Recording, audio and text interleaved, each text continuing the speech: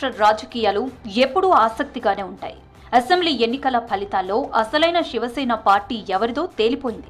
మరాఠా పులి బాల్ ఠాక్రే రాజకీయ వారసుడు ఎవరన్న దానిపై మహారాష్ట్ర ప్రజలు స్పష్టమైన తీర్పిచ్చేశారు. శివసేన సైనికులు ఏక్నాథ్ షంబాజీ షిండేను తమ నాయకుడిగా గుర్తించారు. తన వర్గం ఎమ్మెల్యేలను కూడగట్టుకుని బీజేపీ మద్దతుతో సీఎం అయిన షిండే నిన్నటిదాకా తిరుగుబాటు నేతే. ఇప్పుడు మాత్రం జన ఆమోదం పొందిన అగ్రనేత. 2.5 ఏళ్ల క్రితం బీజేపీ సాయంతో శివసేనను చీల్చి ముఖ్యమంత్రి పగ్గాలు చేపట్టి కమలం పెద్దల ఆశీస్సులతోనే పదవిలో కొనసాగాడనిపించుకున్న షిండే తాజా ఎన్నికల ద్వారా ఒక్కసారిగా శిఖర స్థానానికి ఎదిగారు. కుట్రదారుడిగా ప్రత్యర్థుల నుంచి తీవ్ర ఆరోపణలు ఎదుర్కొన్న షిండే మహారాష్ట్ర అసెంబ్లీ ఎన్నికల్లో తుఫాను సృష్టించారు.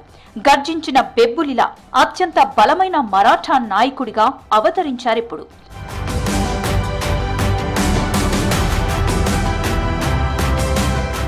మహారాష్ట్ర అసెంబ్లీ ఎన్నికల్లో మహాయుతి కూటమి సాధించిన కని విని ఎరుగనంతటి ఘన విజయం రాజకీయ వర్గాలని ఆశ్చర్యపరుస్తోంది.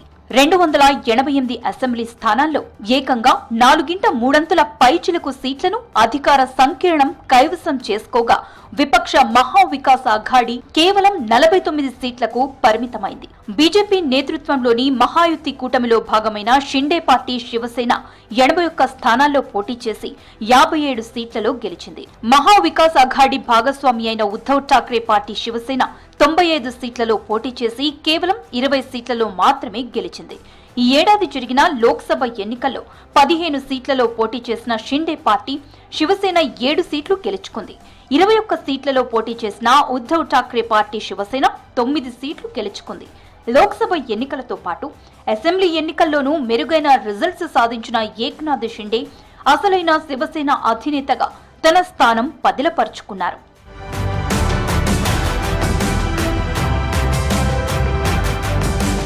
1964 ఫిబ్రవరి 9న సతారా జిల్లాలో జన్మించారు ఏక్నాథ్ షిండే. సాధారణ కుటుంబం నుంచి వచ్చిన షిండే ఆర్థిక కారణాలతో చదువును మధ్యలోనే ఆపేశారు. ఆటో డ్రైవర్, లారీ డ్రైవర్, బీర్లు తయారు చేసే సంస్థల్లో పనిచేశారు.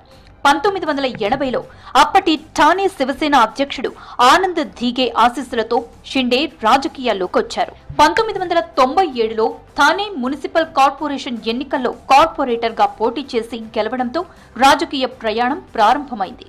మరాఠా సామాజిక వర్గానికి చెందిన షిండే శివసేన వైపు ఆకర్షితులయ్యారు. ముందుగా కార్మిక ఉద్యమాల్లో పాల్గొన్నారు. బలమైన కార్మిక నాయకుడిగా గుర్తింపు పొందారు. 2001లో ఆనంద్ ధీగే స్థానంలో ఠానేలో శివసేన పగ్గాలు చేపట్టారు షిండే. బాల్ ఠాక్రే మేనల్లుడు రాజ్ ఠాక్రే పార్టీ వీడి మహారాష్ట్ర నవనిర్మాణ సేన పేరుతో వేరు కొంపటి పెట్టిన తర్వాత శివసేనలో షిండే ప్రాధాన్యత పెరిగింది. 2004లో తొలిసారిగా ఎమ్మెల్యేగా గెలిచారు. వరుసగా 4 సార్లు ఎమ్మెల్యేగా విజయం సాధించారు. 2014 నుంచి 2019 దాకా మంత్రిగానూ పనిచేశారు. పలు కీలక శాఖలను నిర్వర్తించారు.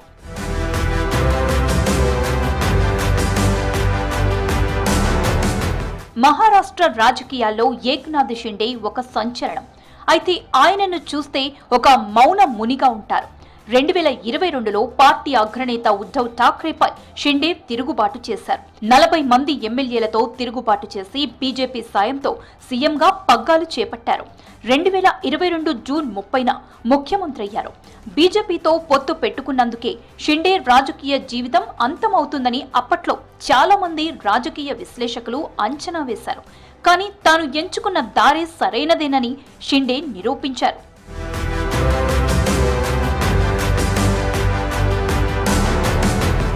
షిండే శివసేన అగ్రనేత బాల్ ఠాక్రే ఆశీస్సులతో వెలుగులోకొచ్చాడు.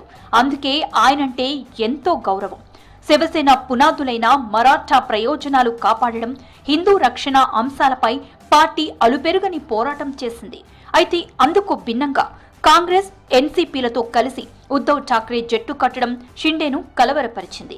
దీంతో పార్టీని చీల్చి బీజేపీ మద్దతుతో ప్రభుత్వాన్ని ఏర్పాటు చేశారు. దీనికి ప్రజల నుంచి మద్దతు లభించడంతో మరోసారి ఆయన నేతృత్వంలోనే విజయం సాధించింది.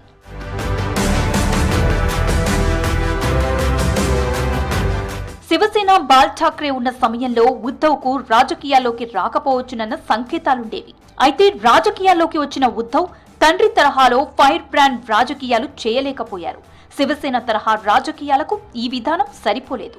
ఆ తర్వాత బీజేపీతో ఉన్న అనుబంధం కలిసి వచ్చిన 2019లో ఎన్డీఏ నుంచి వెళ్లిపోయారు. అయితే షిండే శివసేనలో పట్టు సాధించారు. తన ప్రసంగాల్లో ఉద్ధవ్ కాంగ్రెస్ దిశగా వెళ్లడంపై ఆగ్రహం వ్యక్తం చేస్తుంటారు. మౌనంగా కనిపించే షిండే అవసరమైతే ప్రసంగాల్లో నిప్పులు కురిపించగలరు. శివసేన వ్యవస్థాపక దినోత్సవంలో ఆయన ఉద్ధవ్ ఠాక్రేపై నిప్పులు చెరిగిన విషయం అందరికీ తెలిసిందే. షిండే ఎక్కువగా మాట్లాడు. తన సీఎం పదవి 3 నాళ్లే అన్న విమర్శలకు తన పనితీరుతోనే సమాధానం చెప్పారు. 2.5 పదవీ కాలంలో మహారాష్ట్ర రాజకీయాల్లో శిఖర నేతగా ఎదిగాడు. పలు సంక్షేమ పథకాలను ప్రవేశపెట్టాడు.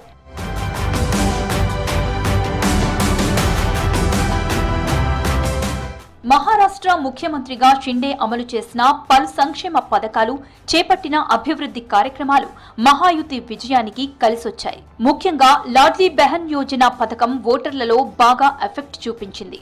ఈ స్కీమ్ కింద 2,05,00,000 మంది పేద మహిళలకు నెలకు 1,500 రూపాయల చొప్పున అందజేశారు. మళ్లీ అధికారంలోకి వస్తే ఈ మొత్తాన్ని 2,100కు పెంచుతామని హామీ ఇచ్చారు. అలాగే ప్రతి ఏటా 3 ఉచిత గ్యాస్ సిలిండర్లు, వృద్ధులకు ఉచితంగా యాత్రలు, పేద విద్యార్థినులకు ఉచితంగా వృత్తి విద్య వంటి హామీలు ప్రజలను బాగా ఆకట్టుకున్నాయి.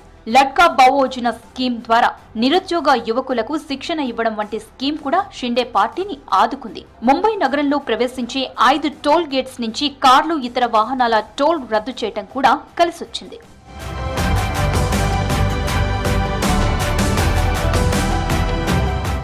మరాఠా రిజర్వేషన్ల అంశం ఈ రాష్ట్ర రాజకీయాలపై తీవ్ర ప్రభావం చూపింది. 2014 తర్వాత షిండే మాత్రమే మరాఠా వర్గాలకు చెందిన సీఎం. దీంతో పాటు మరాఠాలకు 10% రిజర్వేషన్లు కేటాయించడంతో వారి ఆగ్రహాన్ని తగ్గించింది. రిజర్వేషన్లతో పాటు మరాఠా వర్గానికి చెందిన షిండే సీఎంగా ఉండటంతో మెజారిటీ మరాఠా ఓటర్లు మహాయుతికే ఓట్లేశారు. వాస్తవానికి మహారాష్ట్ర గడ్డపై శివసేన హిందుత్వ పార్టీగా పుట్టుకొచ్చింది. ఉద్ధవ్ ఠాక్రే వర్గం కాంగ్రెస్ తో చేతులు కలపడం ఆ పార్టీ అభిమానులకు నచ్చలేదు. షిండే వర్గం బీజేపీతో జట్టు కట్టడం హిందుత్వవాదులను ఆకట్టుకున్నట్లు తెలుస్తోంది. అందుకే షిండే పార్టీ ఏకంగా 57 సీట్లలో గెలిచింది.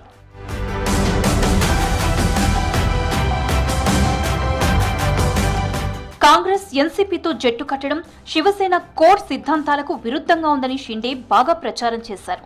1966లో బాల్ ఠాక్రే స్థాపించిన శివసేన హిందుత్వ ఐడియాలజీని బలంగా నమ్ముతుంది. అయితే ఉద్ధవ్ మాత్రం సెక్యులర్ పార్టీగా ముద్రపడ్డ ఎన్సీపీ, కాంగ్రెస్ తో పొత్తు పెట్టుకోవడాన్ని షిండే వర్గం తప్పుపట్టింది. ఇలా ఉద్ధవ్, షిండే ఇద్దరూ కూడా బాల్ ఠాక్రేని సెంట్రిక్ గా చేస్తూ ప్రచారం చేశారు. అయితే ప్రజలు మాత్రం రియల్ శివసేనగా షిండే వర్గాన్నే నమ్మినట్లుగా ఫలితాలు చూస్తే అర్థమవుతోంది. ఇక ఈ ఎన్నికల ఫలితాలు మరో కీలక అంశానికి వేదికగా నిలిచాయి. ఎన్సీపీ నేత శరద్ పవార్ వర్గానికి ఈ ఎన్నికల్లో గట్టి ఎదురు దెబ్బ తగిలింది. పవార్ వర్గం తక్కువ స్థానాలతోనే సరిపెట్టుకుంది. అటు ఎన్సీపీలో మరో వర్గమైన అజిత్ పవార్ టీం సత్తా చాటింది. రాజకీయాల్లో ఇక యాక్టివ్ గా ఉండబోనన్న సంకేతాలను ఈ మధ్య ఇచ్చారు శరద్ పవార్. ఈ ఎన్నికల ఫలితాలు చూస్తుంటే పవార్ను ఇక ఇంట్లోనే కూర్చోమని మహారాష్ట్ర ప్రజలు సంకేతాలు ఇచ్చినట్లుగా కనిపిస్తోంది.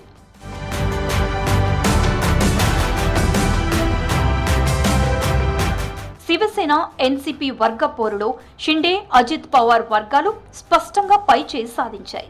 Uddhav party Shivsena, Shinde party Shivsena 50 assembly స్థానాల్లో ముఖాముఖి తలపడ్డాయి. వాటిలో 36 చోట్ల షిండే పార్టీ శివసేన నెగ్గింది.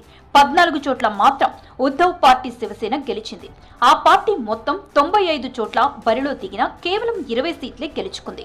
షిండేకు చెందిన శివసేన 81 చోట్ల పోటీ చేయగా 57 స్థానాలు కైవసం చేసుకుంది. ఇక 2 ఎన్సీపీలు 35 చోట్ల ముఖాముఖి తలపడ్డాయి. అజిత్ పవార్ కు చెందిన ఎన్సీపీ 29 స్థానాల్లో శరద్ పవార్ కు చెందిన ఎన్సీపీని ఓడించింది. 6 చోట్ల మాత్రం ఆ పార్టీ చేతిలో ఓటమి చవిచూసింది. అజిత్ పవార్ మొత్తం 59 చోట్ల పోటీ చేయగా ఏకంగా 41 స్థానాలు గెలుచుకుంది. శరద్ పార్టీ మాత్రం ఏకంగా 86 చోట్ల పోటీ చేస్తే కేవలం 10 స్థానాల్లో మాత్రమే నెగ్గింది. శరద్ పవార్ స్థాపించిన ఎన్సీపీని గతేడాది అజిత్ చీల్చి బీజేపీ, షిండే సేన సంకీర్ణ ప్రభుత్వంలో చేరారు. 2 వర్గాల్లో అసలైన పార్టీలు ఎవరివంటూ నాటి నుంచి సాగుతున్న చర్చకు ఈ ఫలితాలతో తెరపడింది.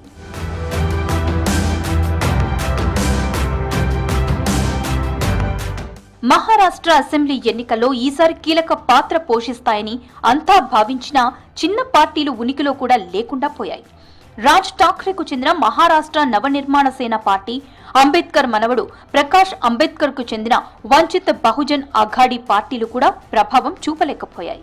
125 చోట్ల పోటీ చేసిన ఎంఎన్ఎస్, 200 స్థానాల్లో బరిలో దిగిన వీబీఏ కనీసం ఖాతా కూడా తెరవలేదు. అత్యధికంగా 237 చోట్ల పోటీ చేసిన బీఎస్పీ కూడా ఒక్క చోట గెలవలేదు. 28 చోట్ల పోటీ చేసిన కాంచీరామ్ కి చెందిన ఆజాద్ సమాజ్ పార్టీది అదే పరిస్థితి.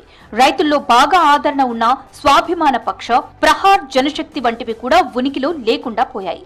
సమాజ్వాదీ, జన్ సురాజ్య శక్తి పార్టీలు కాస్త మెరుగ్గా 2 స్థానాల్లో గెలిచాయి.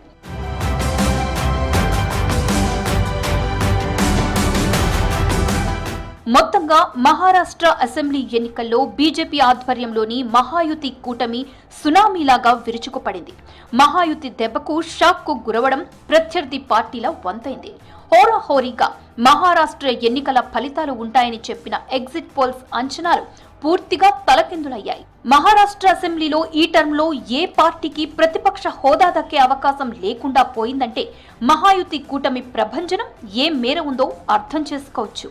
288 స్థానాలున్న మహారాష్ట్ర అసెంబ్లీలో ప్రతిపక్ష హోదా దక్కాలంటే పార్టీలకు కనీసం 29 సీట్లు రావాల్సి ఉంటుంది.